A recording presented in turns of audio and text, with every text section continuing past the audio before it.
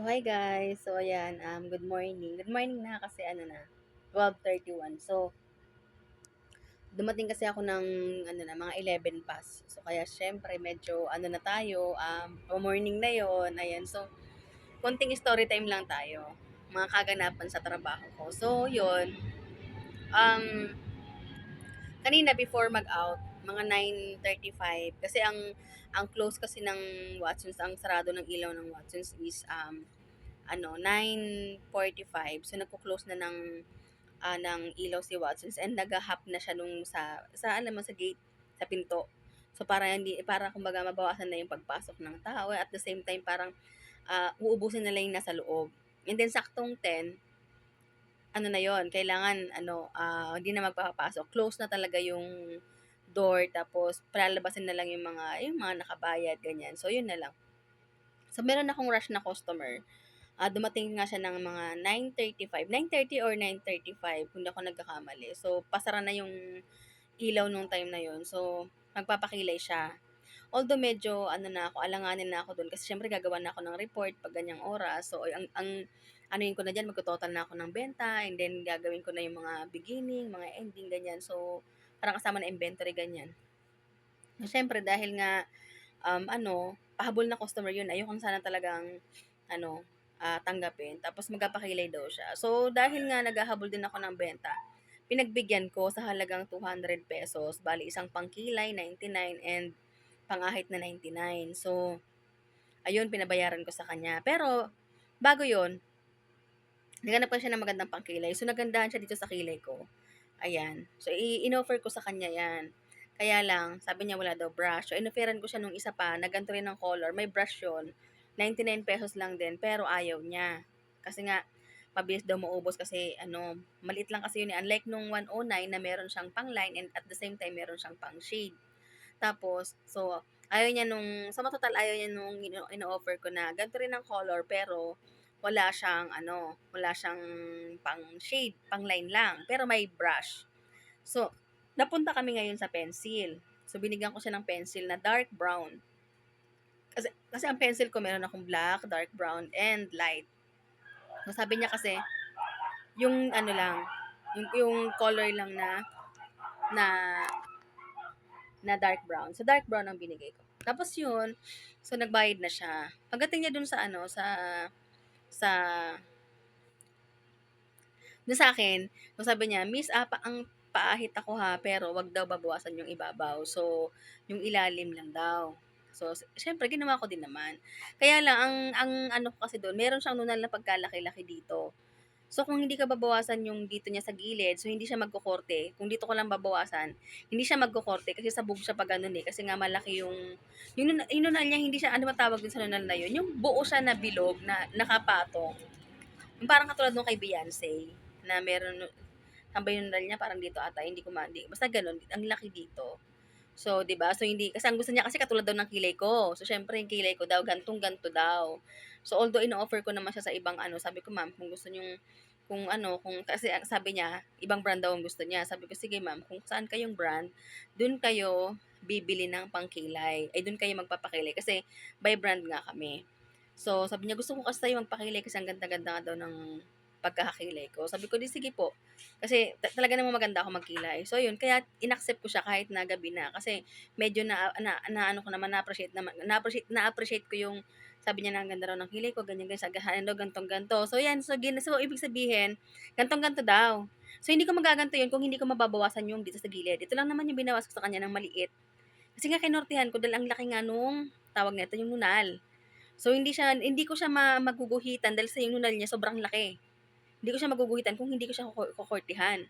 Ganyan, para kahit na wala siyang pangkilay, wala siyang kilay, kumbaga, nakakorte na yung kilay niya. Actually, yung kilay niya is sabog sa taas, and then, sobrang nipis. Sabog na sobrang manipis. Kaya ang ginawa ko, konti lang talaga nabawas ko doon. So, inano ko lang siya, kinortehan ko. Kasi hindi naman talaga ako manipis magkilay. So, ano lang, ako nga hindi ako nagkikilay eh. Ano lang to eh, pencil lang to, hindi ako nag-aahit. Kasi nga manipis na yung kilay ko, so ba't ko pa aahitin? So, drawing ko lang to, ganyan. Tapos, yung dito din niya sa kabila, gano'n din ginawa ko. So, kinortihan ko. As in talagang ganito sa akin, ganito. Tapos, kinilayan ko na siya. Yung kabilang kilay, nakilayan ko na siya. ang ganda. So, pinupuri niya ako, ang ganda-ganda ko daw magkilay, dapat daw nag-a-apply ako sa mga ano, kasi ganyan-ganyan. So, sinabi ko, "Ma'am, nagme-makeup po talaga ako, as in nagme-makeover ako sa mga customer," ganyan. Siyempre tagal ko ba naman sa Watsons, 2016 pa, ganyan. Tapos yung kasama niya, gandang-ganda nga dun sa pagkikilay ko sa kanya. Tas hanggang sa acidic kasi siya. So, sa mga nakakaalam ng alam mo yung nag-o-oxidize, ganyan. So, nagbabago ang color. Kahit sa lipstick, sa eyeshadow, sa ano alam mo yun, sa foundation. Once na acidic ka or nag-o-oxidize ka, talagang magbabago ang color. Yung sa kanya kasi is dark brown yun, pero sa kanya naging red. So, parang almost red, pero ang ganda sa kanya kasi pumuti siya tignan. Kasi may pagka-morena yun eh. Pumuti siya tignan, tapos, basta ang ganda sa kanya. Kaya lang siguro hindi niya talaga na-appreciate. Ang dami na niyang sinasabi, kesyo, hindi daw sa kanya bagay, hindi daw niya bet, ganito, ganyan, ganyan. Pero sabi niya, ang ganda-ganda ko daw magkilay. Pero, yung after niya sabihin na ang ganda-ganda ko magkilay, hindi daw niya bet, kung ano-ano mga pinagsasabi niya, na ang lakas-lakas pa ng boses niya, eh syempre, pasaran na nga kami nun. Tapos, sabi niya, ano, dapat doon, di ko binigay sa kanya yung pangkilay na yun. Samantalang inoferan ko siya nito, ayaw niya. So, iba kasi yung ano na yun, pencil. Ang gusto niya kasi may brush. So, hinabol niya kasi yung brush. So, inano ko naman sa kanya yun na dark brown. Dark brown talaga. Kasi talagang dark brown yun. Hindi naman siya pwede mag-black. Kasi masyado ng pangit pag black. Ayan. So, nag-iba talaga sa kanya yung kulay. Although yung kasama niya, nag-ano yung kasama niya na maganda nga talaga, bagay sa kanya, ganyan, ganyan. Pero, hindi niya na-appreciate. Tapos, pangalawa, sabi niya pa, bakit ko daw binawasan, ganyan, ganyan, bla, bla, bla, ganun, ganun. Kaya ako nga binawasan kasi nga, kailangan kong kortehan yung kilay niya kasi parang nagpaayos pa siya sa akin kung hindi ko babawasan, eh kaya nga bumili siya ng pang-ahit. So, ginawa ko naman yung best ko. Pero hindi niya na, excuse me po, hindi niya na-appreciate, gano'n. Tapos, ang nangyari, kaysa daw bumaba yung kilay niya, ang gusto niya kasi is mataas. Pero wala siya sinabing mataasan ko yung kilay niya. Kasi nga binawasan ko yung gilid. Normal naman talaga yon. Actually, yung kilay na yun is kaya namang anuhan yun ng pencil. Kayang anuhan yun ng pangkilay. Depende sa korte. Kaya kaya talaga 'yun, kayang kortehan, kayang ayusin, kahit gano'n. Depende 'yun sa paglalagay mo nung pencil. Ang sabi naman nung babae, nung kasama niya, "Maganda sa inyo, tsaka mas maganda kung medyo mababa lang." Kasi nga medyo madyonda na, medyo masungit pa 'yung mukha. Ngayon kung tataasan namin 'yung kilay niya, kaya naman talagang itaas kasi guguhitan mo lang 'yan pag ano, eh. Kaya lang rush hour na nga kami kasi nga ang nangyari namatay na 'yung ilaw kasi nga ilang minutes na lang, nagbayad pa siya, eh, bago siya nagpakilay sa'kin. So rush hour talaga 'yun. Tapos nag-aano na siya, parang iba na yung attitude niya, kung ano na mga sinasabi niya. Alam mo yun, siyempre ako natataranta din ako kasi ano, 'di ba? Kasi alam mo naman ang pinaninindigan ng mga customer na pulpul, 'di ba? Customer is always right. Hindi naman lahat ng customer gano'n kasi first time ko maka-encounter ng gano'n na alam mo yun na kasi ako kasi tagal ko sa Watsons, eh, pinipilahan talaga ako about kilay. Kasi unang-unang ano mo pa lang sa'kin, tingin mo pa lang sa'kin, ang makikita mo sa'kin is kilay. Lahat talaga kilay. Kasi ito isabog na nga 'to, eh, kasi nga magulo na 'yan, eh. Kasi siyempre mula pa 'yan kaninang umaga tapos puro ano-ano na ako, haggard na ako, no retouch. Siyempre biyahe, ganyan-ganyan, pawis na pawis. So, medyo nagbago na siya. Pero ang unang-una mo sa'king makikita 'pag nakita mo ako is kilay talaga, kasi kilay is life nga. So, sa kilay dun ako hinahangaan ng mga customer ko kasi talagang magaling ako magkilay and eyeshadow. Yung eyeshadow ko talagang pakak. 'Pag ako nag-eyeshadow talagang walang butas, wala kang makikitang alam mo yun, lahat sila mapapahanga talaga, wow, gano'n. Tas first time ko yun na parang parang alam mo yun, parang wala namang ipapangit kasi maganda talaga yung pagkakagawa ko. Pero dahil nga hindi niya na-appreciate, di ko alam kung ano yung hugot ni ate. Medyo may edad na yun, eh, hindi ko alam kung ano yung hugot niya, bakit hindi niya nagustuhan yung pagkikilay ko. Pero sobrang ganda, sabi nung kasama niya is ang ganda. Hindi ko na natapos, isang kilay na lang nagawa ko, sabi niya ayaw daw niya napapatayan siya ng ilaw. So usually mapapatayin talaga ng ilaw kasi pasara na nga si Watsons nung pumunta sila and kumakain pa siya nung time na yun. Tapos yun, so ang ginawa niya parang inerase niya. Ginagawa ko naman yung best ko na matapos ko yung isa. Sabi ko, "Ma'am, yung isa na lang para para pantay, para maganda." Ang ginawa niya, hindi na kasi ayoko na namamatay ng ilaw.